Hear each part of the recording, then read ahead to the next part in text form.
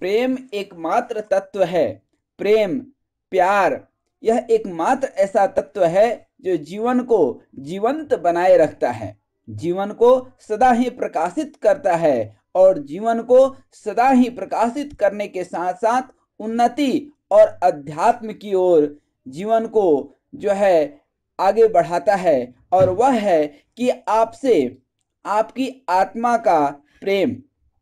यूं तो जीवन और जगत के बीच हम देखें, सृष्टि में अनेकों प्रकार के आनंद देने वाले पदार्थ हैं, पर वे जड़ होने के कारण, क्योंकि दो चीज है, एक है जड़ और दूसरा है जीव, अर्थात जीव और जड़ के बीच एक सामंजस्य स्थापित होना जरूरी है। जड़ होने के कारण स्वयं किसी को किसी प्रकार का वह सुख तो नहीं दे सकता, लेकिन जब जीव की आत्मीयता उस जड़ पदार्थ से हो जाती है तो वह सुख देने वाला पदार्थ माना जाता है। उस पदार्थ में रस उत्पन्न होता है और वह सुखदायक बन जाता है। संसार में अनेकों सुंदर दृश्य, अनेकों पदार्थ मौजूद हैं, पर यदि अपनी आंखें न हो, दिखाई न पड़े, तो सृष्टि के सभी पदार्थ अदृश्य हो जाएंगे। सर्वत्र अंधकार ही छाया रहेगा। अर्थात इस दुनिया की, इस संसार की सुंदरता देखने के लिए आंख होना बहुत जरूरी है, और सिर्फ नजर नहीं, नजरिया भी होना जरूरी है। दृश्य पदार्थों की सारी सुंदरता तब नष्ट हो जाती है जब हमारी समझ उस ओर नहीं जाती है, अर्थात उसमें प्रेम नहीं होता है।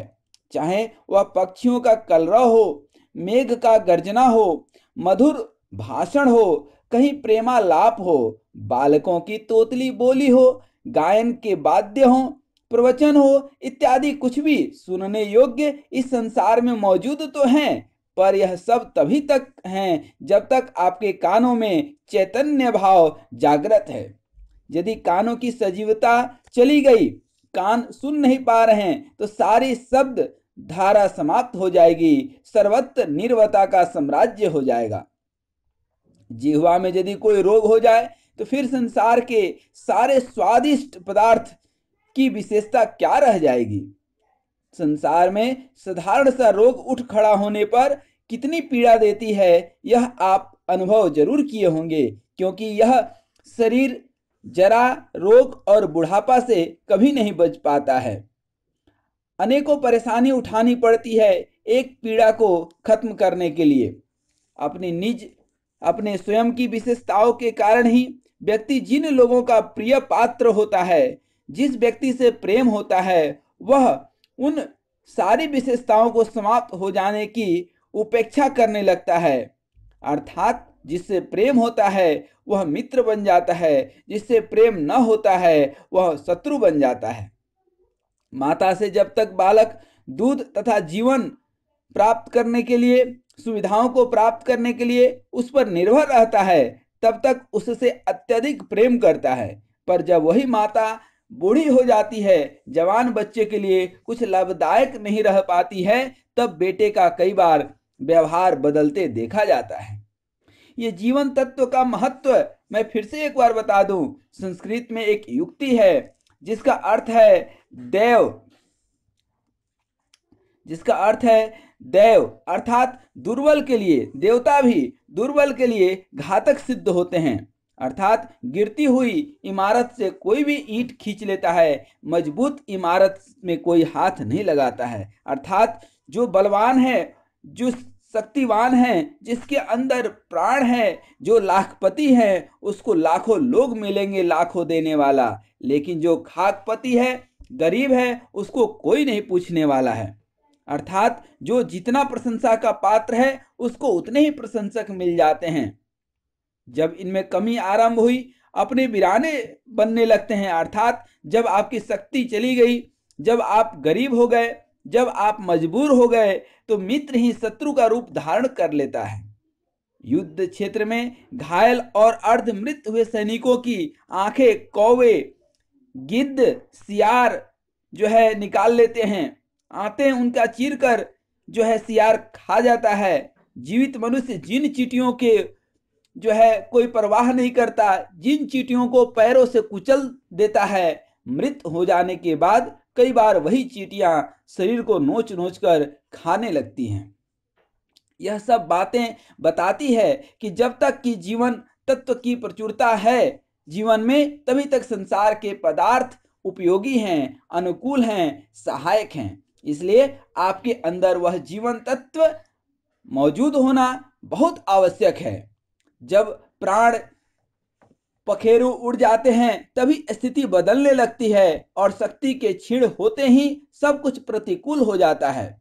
जो अग्नि मनुष्य की जीवन भर सेवा सहायता करती है, भोजन पका करके देती है, ठंड के दिनों में जो है सर्दी मिटाने के लिए सहायक होती है, जीवन को प्रकाशित ही नहीं बल्कि घर को भी प्रकाशित करती है, कितने ही प्रयोजनों में यह जीवन संगनी तक के लिए सहायक होती है, क्योंकि अग्नि के ही 7 फेरे लेते हैं। लेकिन मृत होते ही यही अग्नि शरीर को धू धू करके जला डालती है। नौकर को बूढ़े होते ही लोग नौकरी से हटा देते हैं। बूढ़ा बैल कसाई के यहाँ अपनी गर्दन कटाने के लिए विवश हो जाता है। अर्थात जितना भी गंभीरता पूर्वक सोचा जाए उतना ही यह तथ्य सिद्ध होता है कि अपनी आंतरिक जीवनी शक्ति को हमेशा व्यक्ति को बनाए रखना चाहिए। किसी भी प्रकार का ऊपर दबाव डाल करके उन्हें चमकीला बनाते जाइए, अन्यथा वे सब स्वभावतः कुरूप ही हैं।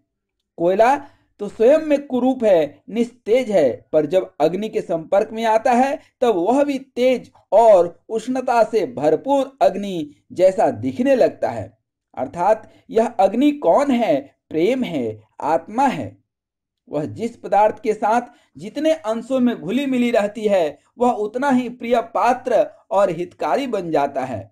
आत्मा का संबंध जिस पदार्थ में जितना ही शिथिल होता जाएगा वह उतना ही व्यर्थ, अप्रिय और अनुपयोगी लगेगा। अर्थात जिस वस्तु में आपका प्रेम होगा वह वस्तु स्वभावतः अच्छी लगेगी, प्रेम नहीं होगा तो वह फिर बेकार लगने लगेगी।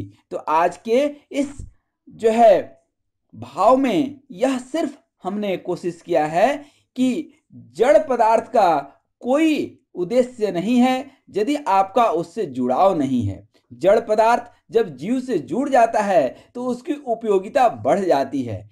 और स्वयं को हमेशा मजबूत बनाए रखिए, हमेशा अपने आत्मा को जीवंत बनाए रखिए, तो वह आपके बहुत काम आएगी। यह आकर्षण ही तो प्रेम का स्वरूप है। जिस मकान, जायदाद, कोठी, मोटर गाड़ी, धन, सोना चांदी, घोड़ा इत्यादि के प्रति जो अपनी ममता है, मोह है, मालिक होने की जो अनुभव है वह बहुत ही प्रिय लगने लगता है। उनकी सुरक्षा, सुंदरता के लिए निरंतर ध्यान रहता है, उन पर गर्व भी होता है। पर यदि यह वस्तुएं बिक जाएं तो उनकी ओर से उपेक्षा हो जाती है, फिर हम उतना ध्यान नहीं दे पाते हैं। किसी दूसरे के अधिकार में जाने के बाद वे भले ही आंखों के सामने बनी रहती है पर पहले जैसा आकर्षण नहीं रहता है। आखिर ऐसा क्यों हुआ?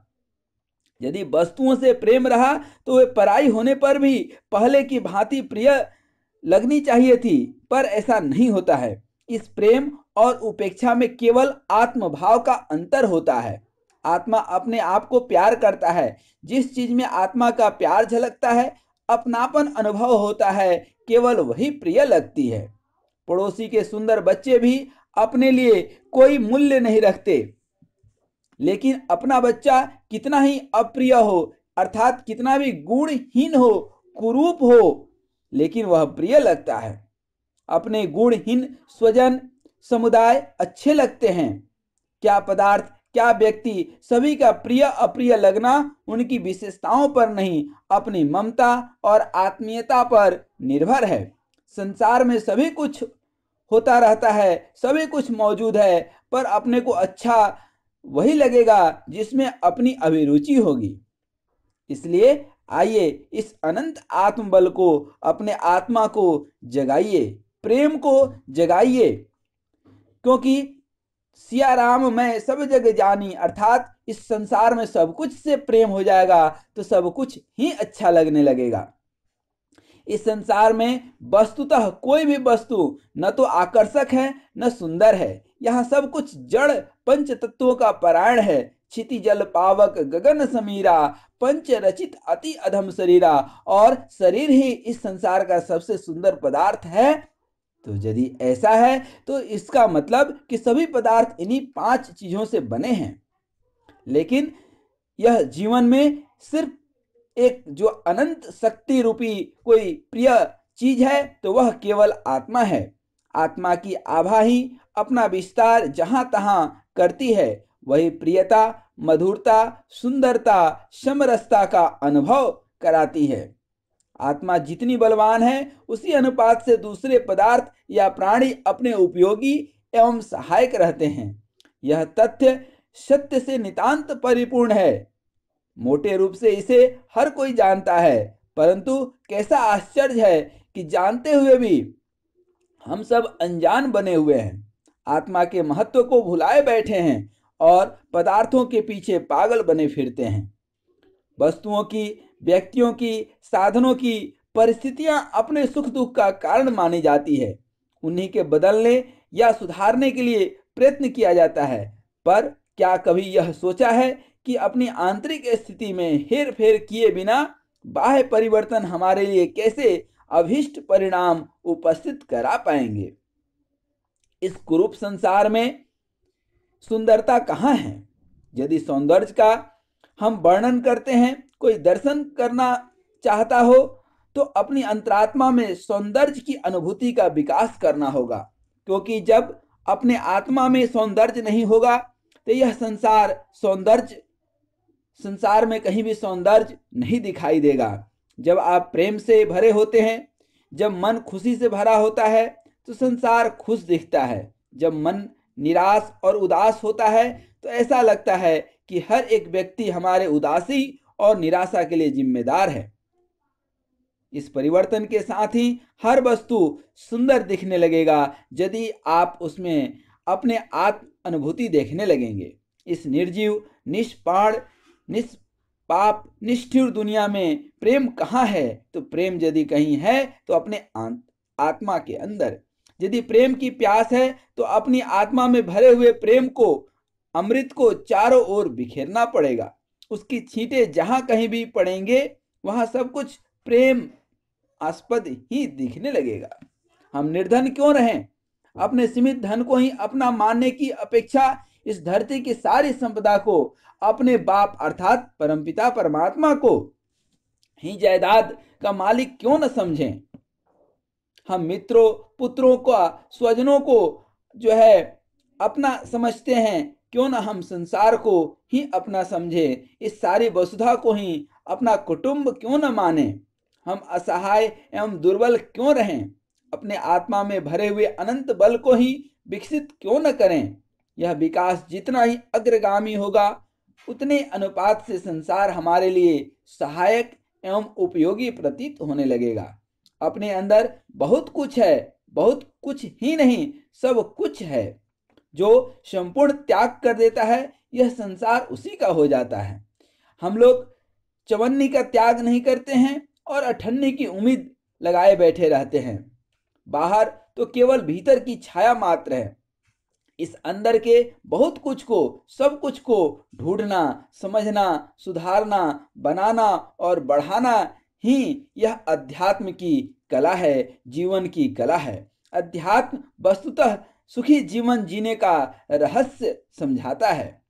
इसलिए अध्यात्म का महत्व अनंत है। इस प्रेम का कोई वर्णन शब्दों से नहीं कर सकता है। प्रेम एक अनुभूति है। यह आत्म अनुभूति तक जब पहुंचता है तो जीवन जीने की कला बदल जाती है। जो कुछ इस संसार में सुख, सौंदर्य, सहयोग, प्रिय, मधुर, लाभ, संतोष, आनंद एवं उल्लास दिखाई देता है वह सब अपने भीतरी तत्व का ही छाया दर्शन है। अर्थात आप अंदर से जैसे होंगे वैसा ही बाहर की दुनिया दिखेगा।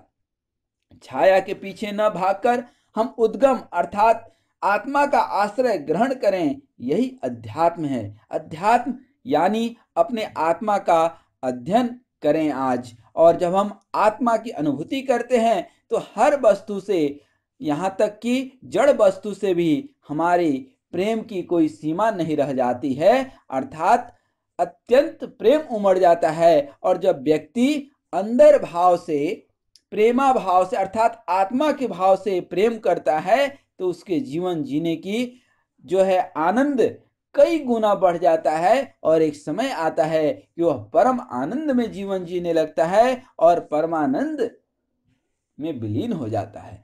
तो आज हमने यह समझा कि किस तरह से हमारे आत्मा भाव से निकली हुई प्रेम